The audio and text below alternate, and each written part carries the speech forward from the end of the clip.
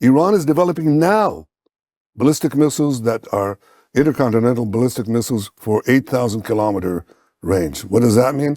They add another 3,000 kilometers, and they've got under their atomic guns, New York City in target, Washington, Boston, Miami, Mar-a-Lago. Okay?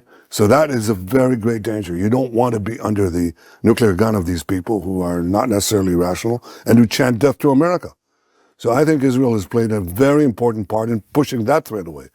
Right after 9/11, about 10 days after 9/11, I went through the Pentagon and I saw Secretary Rumsfeld and Deputy Secretary Wolfowitz. I went downstairs just to say hello to some of the people on the Joint Staff who had used to work for me, and one of the generals called me in. He said, "Sir, you got to come in. You got to come in and talk to me a second." I said, "Well, you're too busy." He said, "No." He says, "We've made the decision. We're going to war with Iraq." This was on or about the 20th of September. I said, "We're going to war with Iraq. Why?" He said, "I don't know."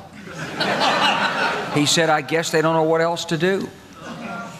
So I said, "Well, did they find some information connecting Saddam to Al-Qaeda?" He said, No. He says, "There's nothing new that way. They just made the decision to go to war with Iraq." He said, "I guess it's like we don't know what to do about terrorists, but we've got a good military and we can take down governments." And he said, "I guess if the only tool you have is a hammer, every problem has to look like a nail." So I came back to see him a few weeks later, and by that time we were bombing in Afghanistan. I said, "Are we still going to war with Iraq?" And he said, "Oh, it's worse than that." He said, he reached over on his desk, he picked up a piece of paper, and he said, I just got this down from upstairs," meaning the Secretary of Defense's office today, and he said, "This is a memo that describes how we're going to take out 7 countries in 5 years, starting with Iraq and then Syria, Lebanon, Libya, Somalia, Sudan, and finishing off Iran.